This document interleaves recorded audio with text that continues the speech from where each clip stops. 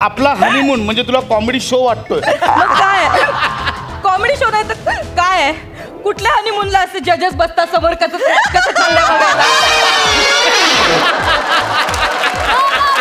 मी एका अप्सरेवर भाडलो आणि मी तिचा हात धरला आणि त्याच्यानंतर काय बोलतोस बाला?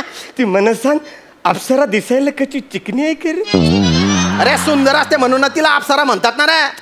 तिने बायना साबण चोड्या का ना 3-3 वेळा साबण चोडतो तरी चिकना नाही गेला मारीन ना आता. कितवीला आहे आपला मुलगा?